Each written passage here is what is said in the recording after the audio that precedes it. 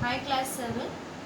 Today is 11th of May and today I am going to teach you a new chapter that is on verb, that is transitive and intransitive verb.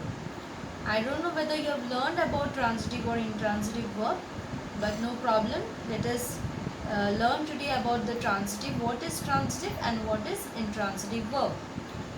Uh, in short, you can understand that in some sentences in some sentences the verb may or the action may be carried by an object, or if there is no object then the verb will simply tell the meaning, or the action will be not carried on without object.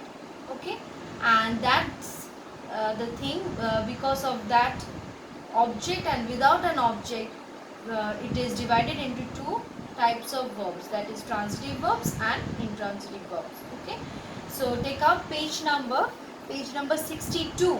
Okay, take out page number 62, verb, transitive and intransitive verb. I think students, you know what is verb. Okay, so verb, what actually the work of the verb? The verb defines what type of action is taking place in the sentence, or what the subject is doing. The subject may be a person or thing. So verb actually, it shows what the person or the thing is doing in the sentence. The action taking place in the sentence is actually the verb, or the main work in the sentence is done by the verb. Okay, so please see, the definition is also I think given in your book. A verb is a word that tells or asserts something about a person or thing. Means it is telling something about the person. Now verb comes from the Latin word verbum, verbum, verbum, the Latin word it comes. So verb meaning is actually word.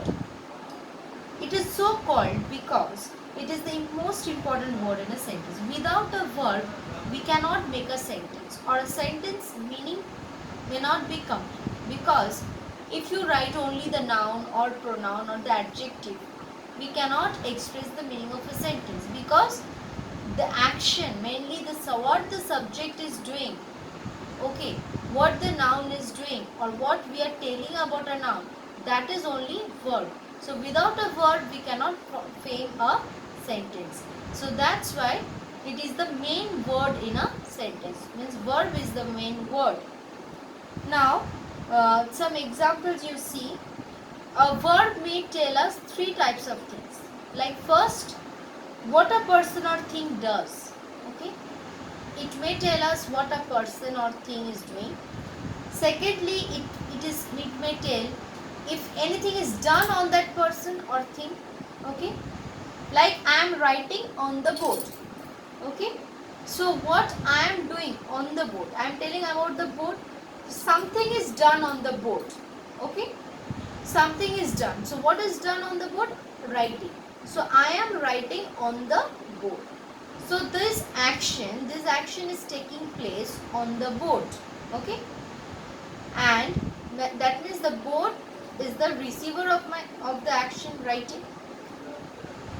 Now the third one, what a person or thing is, about the state or condition of the person.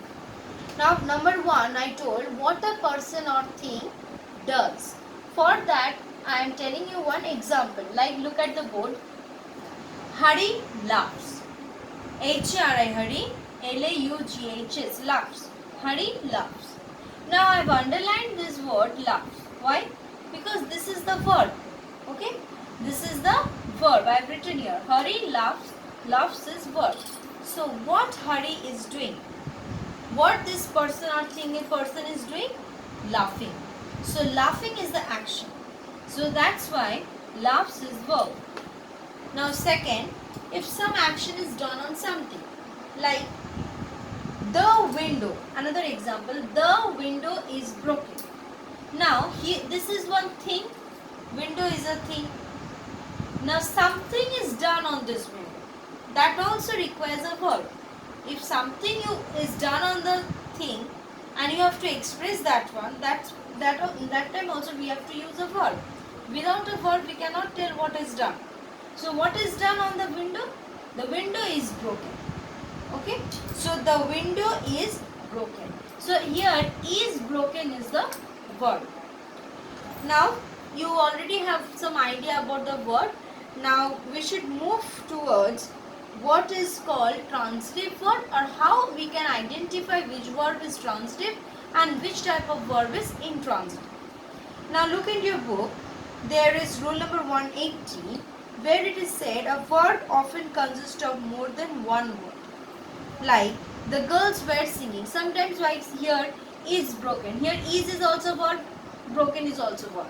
So some sentences you will see that there are two verbs. Like the girls were singing, it is given in your book. Where is also verb, singing also. I have learnt my lesson, have learnt is verb.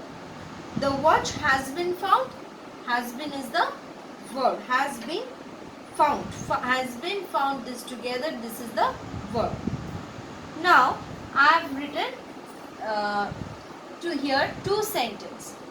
Number one, the boy, please look at the board, the boy kicks the football. Okay. Number two, the boy laughs loudly. Now two sentences having different meaning. Number one sentence, it is telling the boy kicks the football. Here which is the word? Kicks is the verb. Okay. Who is the subject? Boy is the subject. Who is the object here? Football is the object. Now the boy is kicking. If I write the boy kicks, I am not mentioning the object. What the boy is kicking? What object the boy is kicking? Football. That means the work or the action of kicking is passing from the subject to the object. That means the boy is doing the action of kicking with the help of the football. So that means the subject or the doer, the action of kicking is passing from the doer to the object. Okay. So without the object, here we cannot make a meaningful sentence. Or in this sentence, for making the meaning clear, that from where the verb action is moving, it is moving from the boy, that is subject, towards the object, that is football. Okay. So we have understood here that in this case, this word kicks is taking one object to fulfill its meaning. Okay. That's why in that case, this kicks verb, we will say that it is called transitive verb. Okay. So what is the meaning of transitive verb? Transitive verb will always take an object to make its meaning clear. Okay. Transitive verb will always take an object to make the meaning of the sentence complete. Okay, that is called transitive verb. So in your book you can see, in sentence 1, the action denoted by the verb kicks passes over from the doer or the subject to an object football. The verb kicks is therefore called a transitive verb. Here transitive verb is kicks. Now in sentence 2, the boy laughs loudly. Now here the laughing action is not passing to an object. Only the manner of laughing is given. That how loudly or softly the boy is laughing. Okay. Only the manner of laughing it is given, that it is loudly, but no object is given. Means the action is not, means the verb is not taking the help of any object. So here laugh is the verb, but it is not taking any object to complete its action. That's why this verb we will call intransitive verb. Okay. So the verb which do not requires an object to make its meaning complete, that is called intransitive verb. Okay. So in sentence 2, the action denoted by the verb laughs stops with the doer of the subject boy and does not pass over to an object. So here the action is stopping with the boy itself. It is not passing to any other object. So when the action will not pass to any other object, it will stop with the subject only. It is called intransitive verb. So students, today we have learned about the transitive and intransitive verb. What you will do, you will learn the definitions of transitive verb and intransitive verb, and also along with that few examples. And in my next class I am going to proceed with this chapter. Thank you.